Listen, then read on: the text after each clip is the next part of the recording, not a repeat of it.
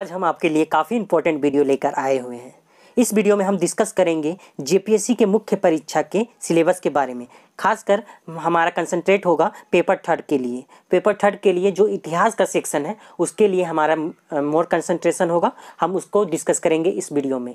उसमें हम देखेंगे कि इतिहास का डिटेल सिलेबस को समझेंगे और किस प्रकार आपको तैयारी करना है उस सेक्शन की, उसके बारे में भी जानेंगे। कौन सी बुक लिस्ट आपके लिए उपयुक्त होगी उसके बारे में भी समझेंगे, और क्या क्या और किस प्रकार से तैयारी करना है, जिसकी बेस्ट स्ट्रेटेजी क्या होनी चाहिए उस पेपर की तैयारी करने की, और उसमें कैसे हाई स्कोर उठाया जाए मेंस एग्जामिनेशन में। इन सभी बातों को हम इस वीडियो में डिस्कस करेंगे।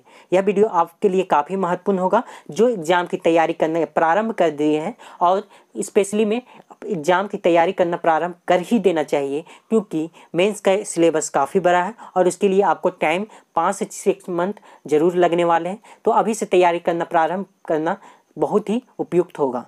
तो चलिए मेंस के सिलेबस को देखते हैं। सबसे पहले कुछ देख लेते हैं कि क्या क्या आपको मेंस में पढ़ना है। यहाँ पे मेंस 6 पेपर में होगा। आपका जेपीएससी का मुख्य परीक्षा में कुल 6 पेपर होंगे। कितने होंगे? कुल 6 पेपर होंगे। पेपर 1 जो कि क्वालिफाइंग इन नेचर होता है, जिसमें केवल आपको 30 अंक लाने होंगे। कुल अंक कितने का होगा? 100 अंक का होगा। आपको बता दें कि पेपर 1 सामान्य हिंदी और सामान्य अंग्रेजी का होगा, यानी कि जनरल हिंदी और जनरल इंग्लिश के प्रश्न होंगे। हम इसके लिए अलग से वीडियो लाएंगे। हर एक सेक्शन का वीडियो आपको इस चैनल में उपलब्ध कराया जाएगा और उसका बेस्ट स्ट्रेटेजी आपको बताया जाएगा। अगर आप उसको फॉलो करते हैं तो अपनी सफलता के काफ़ी करीब पहुँच जाएंगे आप। तो आपको बता दें कि पेपर 1 हम डिस्कस कर रहे हैं कि पेपर 1 सामान्य हिंदी और सामान्य अंग्रेजी का होगा। इसके लिए आपको 3 आवर का टाइम मिलेगा। हर एक पेपर के लिए, जी 6 पेपर है, 6 पेपर के लिए आपको 3 आवर का टाइम मिलेगा, 3 घंटे का समय होगा। ये कुल 100 अंकों का होगा। 100 अंक का होगा तो 50 अंक सामान्य हिंदी से होंगे और 50 अंक सामान्य अंग्रेजी से होंगे, ठीक है। और ये 100 अंक का होगा जिसमें कि आपको 30 अंक लाने हैं। तो अगर आप कोई एक सेक्शन को भी काफ़ी अच्छे से कर जाते हैं, अगले सेक्शन में कुछ सामान्य जानकारी भी होती है, तो आप इस पेपर को आसानी से क्वालिफाई कर जाएंगे, ठीक है। अब बात करते हैं मेरिट लिस्ट में जुड़ने वाले पेपरों की। पेपर 1 केवल क्वालिफाइंग इन नेचर है, इसका नंबर आपके मेरिट लिस्ट में नहीं जोड़ा जाएगा। बात करते हैं सेकेंड पेपर की। सेकेंड पेपर भाषा और साहित्य का पेपर होगा। सेकेंड पेपर भाषा और साहित्य का पेपर होगा। चयन यानी कि कमीशन द्वारा जो सूचीबद्ध 15 भाषाएं हैं, जो सूचीबद्ध 15 भाषाएं, उनमें से आपको एक भाषा का चयन करना होगा जो कि रीजनल लैंग्वेज है। झारखंड का रीजनल लैंग्वेज 15 लैंग्वेज है, उनका आपको उनमें से आपको एक लैंग्वेज का चयन करना होगा। उससे आपका 150 अंक का प्रश्न होगा। 150 अंक का प्रश्न होगा उस पेपर से, उस भाषा वाले पेपर से, उसके साहित्य से आपका 150 अंक का प्रश्न होगा, ठीक है। अब बात करें पेपर थर्ड की, जिसका डिस्कस हम लोग इस वीडियो में काफ़ी अच्छे से करने वाले, खास करके इतिहास के सेक्शन की, और अगले वीडियो में हम भूगोल के सेक्शन की डिस्कस करेंगे। तो इसके लिए आपको बता दें कि इस पेपर के लिए जिस प्रकार से हर एक पेपर के लिए 3 आवर का टाइम मिलेगा, उसी प्रकार से इस पेपर में भी आपको 3 आवर का टाइम मिलेगा। कुल अंक इसका 200 होंगे। जो पेपर 2 का 150 अंक होगा, और इसको छोड़ के बाकी जितने पेपर हैं सभी के 200 अंक होंगे कुल, ठीक है। तो जिसमें कि 100 अंक इतिहास के लिए होंगे और 100 अंक भूगोल के लिए होंगे, ठीक है। किस प्रकार से इसको मैक्सिमम मार्क्स में आपको कन्वर्ट करना है, किस प्रकार से इसके लिए स्ट्रेटेजी तैयार करना है, यह वीडियो उसी पर है, यह वीडियो उसी के लिए है। तो बेस्ट स्ट्रेटेजी आपको इस वीडियो में बताया जाएगा। पेपर 4 की बात किया जाए तो पेपर 4 भारतीय संविधान और राज्य व्यवस्था का है, लोक प्रशासन और सुशासन का है। तो ये भी कुल 200 अंकों का होगा। 100 अंक होंगे भारतीय संविधान और राज्य व्यवस्था में, और 100 अंक होंगे लोक प्रशासन और सुशासन में, ठीक है। आगे बात करते हैं पेपर 5 की। पेपर 5 भारतीय अर्थव्यवस्था, वैश्वीकरण और धारणीय विकास पर आधारित होगा, जिसमें कुल 200 अंक के होंगे, 3 घंटे का टाइम होगा। बात करते हैं पेपर 6 की। पेपर 6 सामान्य विज्ञान, वातावरण और तकनीकी विकास पर आधारित होगा। तो इसमें भी कुल 200 अंक के पेपर होंगे। तो आपने देखा पेपर 1 क्वालिफाइंग इन नेचर है जो कि 100 अंक के हैं। पेपर 2 150 अंक के हैं जो कि भाषा साहित्य पर आधारित है, जो कि रीजनल 15 लैंग्वेज जो कि जेपीएससी द्वारा सूचीबद्ध किए गए, उनमें से आपको एक का चयन करना, उस पर आधारित है। पेपर 3 आपने देखा इतिहास और भूगोल पर आधारित है, 200 अंकों का। पेपर 4 देखा आपने जो कि भारतीय संविधान, राज्य व्यवस्था और प्रशासन और सुशासन पर आधारित है, यानी कि पॉलिटी कहा जा सकता है। और पेपर 6 को सामान्य विज्ञान, वातावरण और तकनीकी विकास पर आधारित है। पेपर 5 डिस्कस ने की। पेपर 5 भारतीय अर्थव्यवस्था यानी इकोनॉमिक्स पर आधारित है, और पेपर 6 सामान्य विज्ञान यानी कि जनरल साइंस पर आधारित है और तकनीकी पर आधारित है। तो ये आप सामान्य जानकारी आपको अभी तक हो गई होगी। तो इस वीडियो को हम डिस्कस करने वाले पेपर थर्ड के इतिहास सेक्शन की। इस वीडियो में हम डिस्कस करने वाले पेपर थर्ड के इतिहास सेक्शन की। तो यह वीडियो को चलिए डिटेल से समझते हैं। इतिहास सेक्शन के लिए आपको किस प्रकार से रणनीति तैयार करनी है और क्या क्या पढ़ना, क्या सिलेबस में दिया गया है और किस प्रकार से इसको कम मेहनत में ज़्यादा बेनिफिट किस प्रकार से पाया जा सकता है और ज़्यादा इससे ज़्यादा इसको किस प्रकार से किया जा सकता है, इसको समझेंगे। तो चलिए वीडियो शुरू करते हैं। तो दोस्तों, इस प्रश्न पत्र के सिलेबस पर नज़र डालें उससे पहले हम इस प्रश्न पत्र के प्रारूप पर नज़र डालते हैं कि किस प्रकार से इसका पैटर्न होगा। पैटर्न समझना सिलेबस से मोर इम्पोर्टेंट होता है, उसके बाद सिलेबस इम्पोर्टेंट होता है। तो सबसे पहले हम देखते हैं इस पेपर का पैटर्न किस प्रकार से होगा। आपको बता दें कि इस पेपर में जो पहला प्रश्न होगा उसमें 10 MCQ प्रश्न होंगे। उसमें कितने MCQ प्रश्न होंगे? तो 10 MCQ प्रश्न होंगे और ये 10 होल सिलेबस के इतिहास के पूर्ण सिलेबस से होगा। इतिहास के कंप्लीट सिलेबस से ये 10 MCQ होंगे, यानी कि कुल 20 अंकों का फर्स्ट क्वेश्चन होगा। उसके बाद आपको सेक्शन वाइज में प्रश्न दिए गए होंगे। तो सेक्शन वाइज आपको सिलेबस भी दिखाएंगे, सेक्शन वाइज आपको सिलेबस भी बताया जाएगा। तो आपको बता दें कि सेक्शन वाइज आपको सेक्शन 1 से एक प्रश्न होगा, सेक्शन 2 से एक प्रश्न होगा, सेक्शन 3 से एक प्रश्न होगा और सेक्शन 4 से एक प्रश्न होगा, जिसमें से केवल आपको किन्हीं 2 प्रश्नों का जवाब देना है, किन्हीं 2 प्रश्नों का उत्तर देना है। जैसे कि अगर सेक्शन 1 और सेक्शन 4 का आंसर आप चयन करते हैं तो सेक्शन 1 और सेक्शन 4 का आंसर दीजिएगा, सेक्शन 2 और 3 नहीं देना है। मतलब किन्हीं भी 2, आप रेंडमली कोई भी 2 सेक्शन का प्रश्न का उत्तर दे सकते हैं और जो 2 प्रश्न होंगे वे कुल 20 अंकों के होंगे। तो कितना हो जाएगा?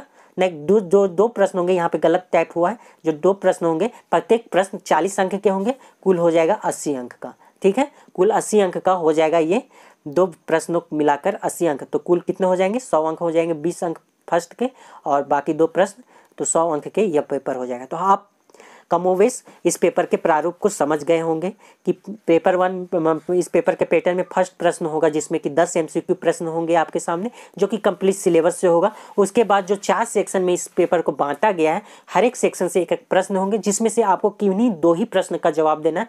एक प्रश्न जिसमें कि 40 अंक का होगा, यानी कि दोनों प्रश्न मिला के 80 अंक के हो गए, और जो 20 अंक MCQ प्रश्न पर होंगे, दोनों मिला के 100 मार्क्स के प्रश्न इस पेपर से होंगे। तो आपने इस पेपर के प्रारूप को समझ लिया। चलिए अब इस पेपर के सेक्शन वाइज सिलेबस को समझते हैं। चलिए नजर डालते हैं सेक्शन 1 के सिलेबस की। आपको बता दें कि सेक्शन 1 का सिलेबस किस पर बेस्ड है? तो प्राचीन भारत के इतिहास पे बेस्ड है। किस पे बेस्ड है? ये प्राचीन भारत के इतिहास पे बेस्ड है। तो देखते हैं इसमें आपको क्या क्या पढ़ना है। इसमें आपको सिंधु घाटी की सभ्यता पढ़नी है, इसकी उत्पत्ति, पुरातत्व, विस्तार, साहित्यिक कार्य और मुख्य लक्षण। आगे है आर्यों की उत्पत्ति, इसमें देखना है। उसके बाद है वैदिक साहित्य की पुरातनता और स्तरीकरण, पूर्व ऋग्वैदिक काल के दौरान समाज, अर्थव्यवस्था और धर्म। अब डिटेल से सिलेबस को एक बार जरूर रीड कीजिएगा। हम सिलेबस का PDF आपको प्रोवाइड कर देंगे हमारे टेलीग्राम चैनल में। अगर अभी तक आपने हमारे टेलीग्राम चैनल को ज्वाइन नहीं किया है तो इसका लिंक इस वीडियो के डिस्क्रिप्शन बॉक्स में दिया गया है, आप उसे जरूर ज्वाइन करें। आपको वहाँ पर महत्वपूर्ण PDF प्रोवाइड कर दिए जाते रहेंगे समय समय पर। तो चलिए आगे देखते हैं। अगला है लिच्छवी और गणतंत्रात्मक गठन। उसके बाद है मगध साम्राज्य का उदय।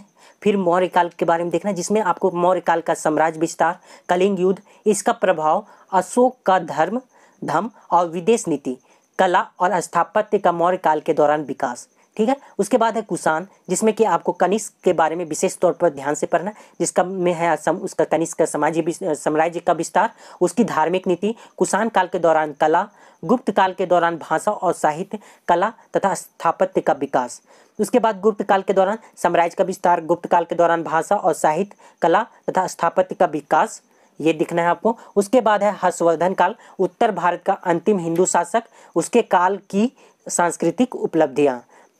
उसके बाद है चोल, जिसमें दक्षिण पूर्व एशियाई देशों में समुद्री गतिविधियां, चोल प्रशासन, कला और साहित्य। उसके बाद है पल्लवों की सांस्कृतिक उपलब्धियां। तो ये था सेक्शन 1 का सिलेबस, जिसमें आपको प्राचीन भारत के इतिहास के बारे में देखना है।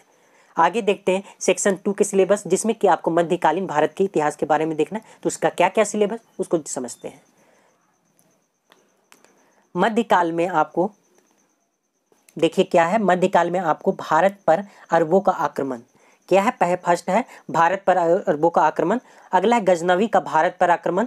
फिर दिल्ली सल्तनत, अलाउद्दीन खिलजी का बाजार नीति, अन्य सैनिक सुधार, मोहम्मद बिन तुगलक की काल्पनिक यूटोपियन नीतियाँ, भारत पर मंगोल आक्रमण।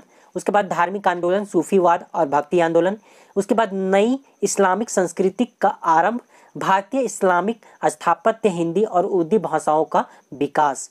उसके बाद देखा जाए, उसके बाद आपको मुगल काल के बारे में देखना है डिटेल से। मुगल काल जिसमें कि पानीपत का प्रथम युद्ध, शेर शाह सूरी की उपलब्धियां, मुगल साम्राज्य का सुदृढ़ीकरण, अकबर के अधीन जागीरदारी और मनसबदारी प्रणालियों का स्थापना, अकबर की धार्मिक और राजपूत नीतियां, औरंगजेब की धार्मिक और राजपूत नीतियां, मुगल स्थापत्य और चित्रकारी, मुगल काल के दौरान आर्थिक दशाएं। उसके बाद आपको मराठों का उदय देखना है जिसमें शिवाजी की उपलब्धियां, उत्तर की ओर मराठों का विस्तार और उनका पतन। ये आपको मध्यकाल के सिलेबस में देखना है। तो दोस्तों हमने सेक्शन 2 के सिलेबस को देखा जिसमें कि मध्यकाल भारत के इतिहास के बारे में पढ़ना था। अब सेक्शन 3 के सिलेबस को ध्यान से समझिए। सेक्शन 3 में आपको आधुनिक काल के भारत के बारे में देखना है। तो आधुनिक काल के भारत का सिलेबस क्या है इसे देखिए। इसमें है यूरोपीय बस्तियों की प्रारंभ, ईस्ट इंडिया कंपनी का गठन और विकास, ब्रिटिश शक्ति का भारत में सुदृढ़ीकरण, प्लासी और बक्सर का युद्ध, मैसूर पर नियंत्रण, सहायक संधि, व्यक्तिगत सिद्धांत, राज संपत्ति का सिद्धांत। उसके बाद है औपनिवेशिक शासन के प्रति प्रतिरोध, किसान जनजातीय और सांस्कृतिक पुनर्जागरण, 1857 का विद्रोह। उसके बाद आपको देखना है हिंदू समुदाय में समाज सुधार आंदोलन, ब्रह्म समाज, आर्य समाज, रामकृष्ण मिशन, प्रार्थना समाज। तो दोस्तों कमोवेश आप सिलेबस को ध्यान से पढ़ लीजिएगा। यहाँ पे एक एक करके सारे सिलेबस को बोलने पर वीडियो काफ़ी लंबा हो जाएगा, तो आप सिलेबस को देख लीजिएगा। हमारे टेलीग्राम चैनल में सिलेबस उपलब्ध कराया जाएगा। तो अब हम आगे बात करते हैं कि इन सिलेबसों की तैयारी की क्या रणनीति होनी चाहिए, जो कि इस वीडियो का सबसे मूल ढांचा है। और स्टूडेंट और आप वही सेक्शन को देखने के लिए काफ़ी उत्सुक होंगे। तो उसी सेक्शन को स्टार्ट करते हैं कि इस पेपर की तैयारी किस प्रकार से की जानी चाहिए। तो चलिए उस पर ध्यान दिया जाए कि इस पेपर की तैयारी किस प्रकार से की जानी चाहिए। सिलेबस की रीडिंग आप जरूर कीजिएगा। हमारे टेलीग्राम चैनल में आपको सिलेबस उपलब्ध कराया जाएगा, ठीक है। तो दोस्तों जैसा कि आप देख रहे होंगे इस पेपर में, जो कि कुल 100 अंकों का है, यह पेपर कितने अंकों का है तो कुल 100 अंकों का है। इसमें आपको 4 सेक्शन मिल रहा है। जो सेक्शन 1 है प्राचीन भारत, सेक्शन 2 है मध्यकालीन भारत, सेक्शन 3 आधुनिक भारत और सेक्शन 4 है झारखंड का इतिहास। तो जिसमें कि केवल फर्स्ट क्वेश्चन में चारों सेक्शन से आपको प्रश्न देखने को मिलेगा। लेकिन आप ध्यान दीजिएगा, फर्स्ट सेक्शन MCQ प्रश्न होंगे। फर्स्ट क्वेश्चन वास्तुनिष्ठ प्रकार के यानी कि MCQ आधारित प्रश्न होंगे। यानी कि चारों सेक्शन को आपको मेंस के दृष्टिकोण से यानी डिस्क्रिप्टिव लेखन प्रणाली के आधार पर नहीं तैयार करना है। डिस्क्रिप्टिव दृष्टिकोण से आपको तैयार नहीं करना है। लेखन प्रणाली के आधार पर तैयार करने में उसमें काफ़ी समय लगता है। केवल आपको दो सेक्शन को मेंस के दृष्टिकोण से तैयार करना है। केवल 2 सेक्शन को मेंस के दृष्टिकोण से आपको तैयार करना है। तो आप कोई भी रैंडमली 2 सेक्शन को तैयार कीजिए, उसे बड़ी अच्छे से तैयार कीजिए। और जो बाकी बचा 2 सेक्शन है उसको कोई आप बेसिक जीके बुक के माध्यम से तैयार कीजिए। कोई भी बेसिक जीके बुक के माध्यम से आप तैयार कीजिए, क्योंकि आपको जो बचा जाएगा 2 सेक्शन जिसको आप तैयार नहीं कर रहे हैं वो उसमें आपको केवल MCQ प्रश्नों पर नज़र डालना है। और आपको बता दें कि जिस प्रकार से PT में यानी कि प्रारंभिक परीक्षा में जिस प्रकार से क्वेश्चन था उसका लेवल जो मुख्य परीक्षा में MCQ प्रश्न होता है उसमें कुछ हल्का होता है। प्रारंभिक परीक्षा से कुछ हल्का होता है, यानी कि आप कोई भी बेसिक जीके बुक पढ़ते हैं तो आपका उससे MCQ प्रश्न पकड़ा जाएगा। तो आपको केवल 2 ही सेक्शन को मेंस से के दृष्टिकोण से तैयार करना और उसको काफ़ी अच्छे से तैयार करना है, क्योंकि आपका वो 2 सेक्शन से 80 नंबर का प्रश्न होगा। यानी कि 2 सेक्शन से आपको 40 अंक का प्रश्न बनाना होगा। इसलिए वो 2 सेक्शन को काफ़ी अच्छे से तैयार कीजिएगा। उस 2 सेक्शन के सिलेबस को काफ़ी ध्यानपूर्वक समझिएगा, किस प्रकार से तैयार करना है उसकी रणनीति बनाइएगा। और रणनीति अगर आपको कहीं पर दिक्कत आए तो हमें कमेंट सेक्शन पर जरूर बताइए कि किस सेक्शन को विशेष तौर पर उसकी क्या रणनीति होनी चाहिए तैयारी की, ये भी बताइए। तो हम उस पर भी वीडियो आपके लिए उपलब्ध कराएंगे। तो आपको क्या ध्यान देना है कि आपको 4 सेक्शन में केवल 2 सेक्शन को मेंस के दृष्टिकोण से, जिसमें कि आपको आंसर रिटेन करना है, राइट करना है, उस दृष्टिकोण से तैयार कीजिएगा। बाकी 2 सेक्शन के लिए आप किसी भी बेसिक जीके बुक पर देखिए बेस्ट हो सकता है, किसी भी बेसिक जीके बुक से उसको तैयार कीजिएगा, ठीक है। तो अब बात करते हैं कि बुक लिस्ट क्या होनी चाहिए। तो बुक लिस्ट क्या होनी चाहिए इस पर काफ़ी स्टूडेंट कंफ्यूजन होते हैं, कंफ्यूज रहते हैं कि क्या बुक लिस्ट ले, कौन सा बुक लिस्ट। तो हम आपको एक लाइन में आपको बता इस कंफ्यूजन को दूर कर दें। जिस बुक से आपको पूरा सिलेबस कवर हो, 2 पॉइंट आप ध्यान दीजिए। जिस बुक से आपको पूरा सिलेबस कवर हो, जो सिलेबस आपको JPSC के मेंस एग्जाम में दिख रहा है उस सिलेबस कवर हो, और जो बुक आपको समझ में आता हो, जो बुक आपको समझ में आता हो और सिलेबस कवर करता हो वह बुक आपके लिए सबसे उपयुक्त है। वह बुक आपके लिए सबसे उपयुक्त है, चाहे वो एनसीईआरटी हो, चाहे वो कोई स्पेशल बुक हो, जो भी बुक हो, अगर आपको वह समझ में आता है, आपका सिलेबस को कवर करता है, तो वह बुक आपके लिए सबसे उपयुक्त होगा। अगर बात की जाए कि पिछले वर्षों के आईएएस द्वारा जो आईएएस के परीक्षा को क्वालिफाई किए हुए रहते हैं या फिर डिफरेंट पीसीएस के परीक्षाओं को क्वालिफाई किए हुए रहते हैं, उनके द्वारा जो बुक सुझाव दिए जाते हैं उन बुकों के बारे में हम चर्चा कर लेते हैं। आप ये बुक को भी देख सकते हैं। ये बुक मार्केट में सबसे उपयुक्त साबित होते हैं, छात्रों के बीच सबसे पसंदीदा बुक में की श्रेणी में आते हैं, तो उसकी चर्चा हम कर लेते हैं। तो जैसे कि प्राचीन भारत का इतिहास है, तो प्राचीन भारत के इतिहास में आर.एस. शर्मा का बुक आपके लिए उपयुक्त होगा। आप आर.एस. शर्मा के बुक से प्राचीन भारत की तैयारी कर सकते हैं। अगर आपको इसमें सिलेबस में आप इस बुक से मिलाइए, अगर कोई सेक्शन आपको छूटा हुआ नजर आता है तो आप उसको एनसीईआरटी से भी तैयार कर सकते हैं। एनसीईआरटी की न्यू या ओल्ड एनसीईआरटी दोनों उपयुक्त है। ये आर.एस. शर्मा का बुक ओल्ड एनसीईआरटी है, ये आपको पता होना चाहिए कि आर.एस. शर्मा का बुक ओल्ड एनसीईआरटी है। बात करते हैं मध्यकालीन भारत के इतिहास की, तो मध्यकालीन भारत के इतिहास के लिए आप सतीश चंद्र की बुक खरीद सकते हैं। सतीश चंद्र की बुक काफ़ी फेमस है छात्रों के बीच, जो कि पिछले वर्षों में इस सिविल सर्विसेज के एग्जाम को क्वालिफाई कर चुके हैं। अगर बात करें आधुनिक भारत के इतिहास की, तो आधुनिक भारत के इतिहास में विभिन्न छात्रों के मत बटे हुए हैं, खास करके स्पेक्ट्रम और बिपिन चंद्र के बीच। स्पेक्ट्रम और बिपिन चंद्र के बीच आपको बता दें कि आधुनिक भारत के इतिहास का सिलेबस केवल आज़ादी तक ही नहीं है, बांग्लादेश के गठन तक है। इसीलिए आप ध्यान में रखिएगा कि आज़ादी के बाद भी आपको आधुनिक भारत के इतिहास में पढ़ना पड़ता है। इसीलिए आप अगर स्पेक्ट्रम खरीदते हैं तो केवल स्पेक्ट्रम का बुक आपके लिए काफ़ी हो जाएगा, जिसमें कि आपको आज़ादी के बाद के भारत भी मिल जाएगा साथ में ही एक ही बुक में। अगर आप बिपिन चंद्र की बुक पे को रखना चाहते तो वो बुक भी काफ़ी अच्छा है और छात्रों के बीच काफ़ी उपयुक्त साबित हुआ है। पिछले वर्षों के छात्रों ने उसका भी प्रयोग पूरी तरह से किया है। तो बिपिन चंद्र की दो बुक आपको खरीदनी पड़ेगी। एक बुक है जो कि आधुनिक भारत के इतिहास के पद से है, और एक बुक आज़ाद भारत के इतिहास में, मतलब भारत की आज़ादी के बाद के इतिहास के बारे में। तो आप देख लीजिएगा, मार्केट में पता कर लीजिएगा, उसके दो बुक आपको पढ़ने पड़ जाएंगे। और उसके बाद है झारखंड का इतिहास। झारखंड का इतिहास हमको लगता है कि मैक्सिमम छात्रों द्वारा चुना जाएगा, उसको मेंस के दृष्टिकोण से तैयार करने की कोशिश की जाएगी, क्योंकि इन सभी में अगर सिलेबस के दृष्टिकोण से देखा जाए तो सबसे छोटा सिलेबस आपको झारखंड के इतिहास का नजर आएगा और सबसे बड़ा सिलेबस आपको आधुनिक भारत के इतिहास का नजर आएगा। तो इसी आप सोच समझ के इसको देखिएगा कि आपको क्या चुनना चाहिए, कौन सा सेक्शन आपको पसंदीदा है, किस सेक्शन में आपको ज़्यादा इंटरेस्ट लगता है, आप उसी सेक्शन को चुनिए। मगर आप सिलेबस के तौर पर हम बता देते हैं कि झारखंड के इतिहास का सिलेबस सबसे कम है और आधुनिक भारत का इतिहास का सिलेबस सबसे ज़्यादा है। तो झारखंड के इतिहास के लिए आप किसी कोचिंग के मटेरियल पर बेस्ड कर सकते हैं, किसी भी अच्छे कोचिंग के मटेरियल आप प्राप्त कर सकते हैं। ये मनीष रंजन का जो बुक आता है पेपर थर्ड के लिए स्पेशली, उसको भी आप पढ़ सकते हैं। लूसेंट के बुक को में भी इतिहास सेक्शन को काफ़ी अच्छे से डिस्क्राइब किया गया है, उससे भी आप पढ़ सकते हैं। या फिर कोई भी अन्य मटेरियल या फिर अन्य सोर्स जो कि आपको अच्छा लगता हो या फिर जिसको आप देखिए अपने सिलेबस के अनुरूप पाते हो, उसका प्रयोग कर सकते हैं। तो मित्रों, हमने इस वीडियो में काफ़ी डिटेल से इसको डिस्कस किया और स्ट्रेटेजी बताई कि किस प्रकार से आप इस पेपर में ज़्यादा से ज़्यादा मार्क्स स्कोर कर सकते हैं। अगर आपको यह वीडियो अच्छा लगा और यह वीडियो अगर छात्रों के बीच छात्रों के लिए काफ़ी फायदेमंद साबित होता है, तो हम हर एक पेपर के सिलेबस आपके समक्ष रखेंगे।